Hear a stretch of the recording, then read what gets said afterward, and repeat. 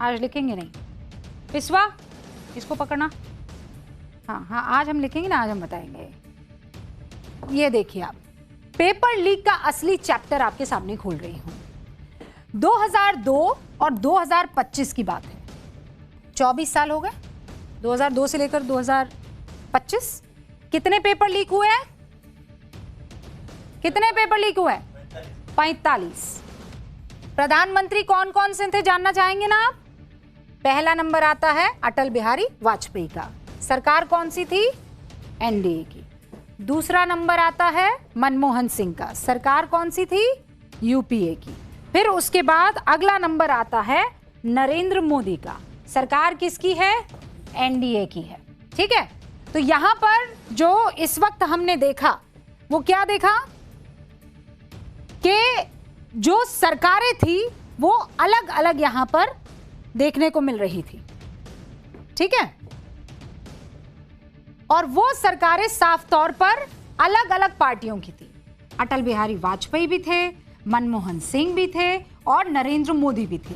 24 सालों में 45 paper leak हुए हैं और ये 45 पेपर लीक साफ तौर पर ये बताते हैं कि किसी एक सरकार की खामी नहीं है, ये सिस्टम का लचर रवैया है और इस सिस्टम ने ही सब कुछ तबाह और बर्बाद किया। इस सिस्टम को बदलना होगा।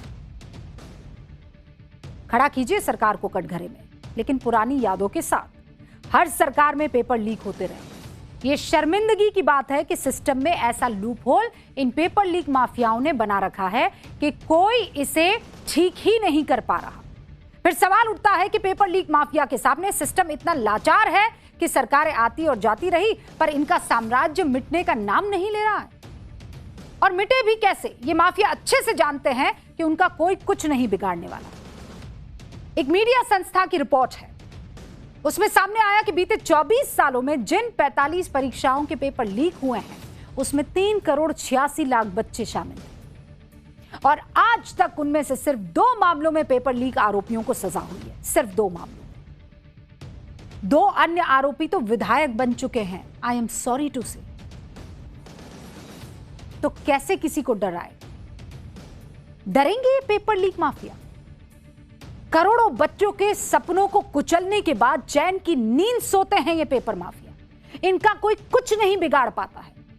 इसीलिए राहुल जी, ये किसी एक सरकार का मामला नहीं है, ये पूरे सिस्टम का फेलियर है, जिसे दीमक की तरह पेपर लीक माफियाओं ने धीरे धीरे खोखला कर दिया है। और ये उस सरकार के नाक के नीचे भी हो रहा था जो आपकी मां के सानिध्य में चल रही थी, और ये उस सरकार के नाक के नीचे भी हो रहा है जो प्रधानमंत्री नरेंद्र मोदी के सानिध्य में चल रही। और आप जो आज की तारीख में बड़े बड़े लंबे पोस्ट कर रहे हैं, मैं याद दिला देती हूं आपको, 2004 में सीबीएसई पीएमटी का पेपर लीक हुआ, अभी जिसे आप नीट कहते हैं, उस वक्त यही सीबीएसई पीएमटी हुआ करता था। 2006 में एम्स पीजी भर्ती परीक्षा का पेपर लीक हुआ था। 2011 में एआईईई का पेपर लीक हो गया था। 2011 में सीबीएसई के 12वीं का फिजिक्स का पेपर लीक हो गया था। कितने मिनिस्टर्स ने तब रेजिग्नेशन दिया था और सरकारें गिर गई थी। लगता है राहुल गांधी को 2011 के पेपर लीक के वक्त शिक्षा मंत्री रहे कपिल सिब्बल ने इन पेपर लीक के बारे में कोई जानकारी नहीं दी। ये पेपर लीक तब भी हो रहे थे और आज भी हो रहे हैं। इस पर मुझे उस्मान मीर की गजल याद आ जाती है, उसकी एक लाइन, वो क्या दिखाएंगे राह मुझको जिन्हें खुद अपना पता नहीं है। और राहुल जी, ये लाइन पता नहीं आप पर आज कैसे फिट बैठ जा रही है। नागपुर के एक बच्चे के एडमिट कार्ड में अबू धाबी सेंटर था, राइट। ये आपको आवाज और मुद्दा उठाना चाहिए था, और वो भी तब जब बच्चे के पास पासपोर्ट भी नहीं था यूएई जाने का। राहुल गांधी सहित विपक्ष के कई नेताओं ने पोस्ट किया, बड़ा मुद्दा बना। एनटीए ने बच्चे को नया एडमिट कार्ड जारी किया, सेंटर नागपुर जो है वो भी दे दिया, लेकिन इस मुद्दे पर भ्रम ज्यादा और फैक्ट कम फैलाया गया। अभी के हालात में जब नीट की परीक्षा देने वाले बच्चे पहले से तनाव में हैं, ऐसे में अधूरी जानकारी बच्चों का तनाव और बढ़ा देगी। नीट की परीक्षा के लिए बच्चे इंटरनेट के जरिए फॉर्म भरते हैं, जिसके लिए हर बच्चा या उसका गार्जियन लॉगिन और पासवर्ड बनाते हैं। फिर वो खुद ही चुनते हैं कि परीक्षा कहां देनी है। एनटीए के मुताबिक नागपुर का रहने वाला छात्र अब्दुल्ला मोहम्मद तालिब लॉगिन से परीक्षा का सेंटर अबू धाबी चुन लिया गया। उसे 2 बार चेक भी किया गया, लेकिन सेंटर बदला हुआ नहीं दिखा, तो एडमिट कार्ड उसे जारी कर दिया गया। अब मैं ये नहीं कह रही हूं, किसी तरह का कोई बचाव नहीं है, मैं बिल्कुल क्लियर कर दूं, ये एक ह्यूमन एरर भी हो सकता है। लेकिन जब जब नीट की एक परीक्षा पेपर लीक के कारण कैंसल हुई है, तो ऐसे में हर चीज फूक फूक कर कदम रखने जैसा है। देश में हर तरफ नीट पर चीख सुनाई दे रही है। किसी भी गलती को सियासी मोहरा बनाने की कोशिश हो सकती है। जब वक्त 23 लाख बच्चों के मनोबल को बढ़ाने का है, उस वक्त बच्चों के कंधे पर बंदूक रखकर सियासत साधना, आप मुझे बताइए कितना सही है। मैं कह रही हूं, कटघरे में खड़ा कीजिए, शिक्षा मंत्री हो, एनटी हो, सरकार हो, सबको खड़ा कीजिए। लेकिन ठीक एक दिन पहले जब बच्चों को परीक्षा में बैठना है, तो मनोबल बढ़ाइए, मोटिवेट कीजिए। परीक्षा हो जाए, उसके बाद एकदम हुजूम लेकर सड़कों पर उतरिए। 23 लाख बच्चों की आवाज बन जाइए। करोड़ों अभिभावकों को थोड़ा अभी चैन की सांस लेने दीजिए। उनके कंधों को अभी इस्तेमाल मत कीजिए। इन माफियाओं के खिलाफ आंदोलन जारी रखिए, लेकिन बच्चों को भ्रम में मत डालिए। अगर ऐसा कर लें तो हमारे लिए फायदे का सौदा होगा, समाज के लिए। राहुल गांधी कह रहे हैं, कितनी शर्मनाक बात है। जिस सेना का काम दुश्मनों से देश की रक्षा करना है, आज उसे मोदी सरकार ने अपने भ्रष्टाचार से बच्चों के पेपर बचाने को भेजा है। ये लिख रहे राहुल जी। तो ये सवाल संदेह पैदा करता है, क्योंकि अगर देश के भविष्य को सुरक्षित करने के लिए सबसे भरोसेमंद माने जाने वाली सेना का इस्तेमाल होता है, तो किसी को दिक्कत नहीं होनी चाहिए। छात्रों की परेशानी दूर करने के लिए सरकार जितनी ताकत झोंके, आप कहिए वो कम है। इससे परीक्षा को और परीक्षा देने वालों को मोटिवेशन ही मिलेगा। ये कोई सियासत की बात नहीं है। अरे सेना लगाइए, एयरफोर्स लगाइए, अर्धसैनिक बल लगाइए, सब लगा दीजिए, सारी ताकत झोंक दीजिए, लेकिन पेपर लीक रोक लीजिए। बच्चों को चिंता मुक्त होकर परीक्षा देने दीजिए। जब चुनावों में सुरक्षा बलों को लगाया जाता है, तब तो आप लोगों की दिक्कत ना होने की बात को आगे नहीं रखते हैं, क्योंकि तब आपके भविष्य का फैसला होना होता है। तब तो आपको अर्धसैनिक बल भी चाहिए होती है, सेना भी चाहिए होती है, एयरफोर्स भी चाहिए होती है। बच्चों के भविष्य के लिए ये एयरफोर्स लगाए तो आपको दिक्कत हो रही है, अखर रही है। क्यों? ये हमारे देश का भविष्य नहीं है। चीन में सबसे बड़ी परीक्षा गांव-गांव, उसके लिए सवाल सेना के सुरक्षित ठिकानों पर तैयार किए जाते हैं। Do you know this? ताकि सवाल लीक ना हो। दक्षिण Korea college scholastic ability test के वक्त पूरा देश थाम दिया जाता है, रुक जाता है। जब बच्चे अंग्रेजी के सुनने वाले सेक्शन की परीक्षा दे रहे होते हैं, तो दक्षिण कोरिया में 35 मिनट के लिए हर तरह के प्लेन की उड़ान पर रोक लगा दी जाती है। मिस्र में ग्रेड 12 हाई स्कूल की परीक्षा के दौरान सड़कों पर सेना की आर्म्ड गाड़ियां तैनात रहती है, ताकि कोई गड़बड़ी ना हो। तो क्या ये जितने भी मुल्क हैं, ये गड़बड़ी कर रहे हैं? ये ठीक नहीं कर रहे हैं। बच्चों के सुनहरे भविष्य के लिए कोई सैन्य मुख्यालय का अगर इस्तेमाल हो रहा है, तो कोई देश अगर पूरी तरह से बंद हो रहा है और कहीं अगर पेपर सेना के देखरेख में तैयार हो रहे हैं, तो काम गलत नहीं है, नीयत ठीक है, परेशानी की बात नहीं है। खैर, नौ निहालों को मैं ये कह दूं कि ऑल द बेस्ट, खूब मन लगाकर परीक्षा दीजिएगा, सर्व सफलता भवतु, ऑल द बेस्ट। और एनटीए को कहना चाह रही हूं, क्योंकि बच्चों के साथ साथ एनटीए की साख की भी परीक्षा है, ऑल द बेस्ट। और उन माँ बाप को लिए भी जो रात रात भर जग कर अपने बच्चों की तैयारी में सब कुछ निछावर कर देते हैं, यू आर द बेस्ट। कोशिश करने वालों की कभी हार नहीं होती। अब आगे बढ़ रहे हैं।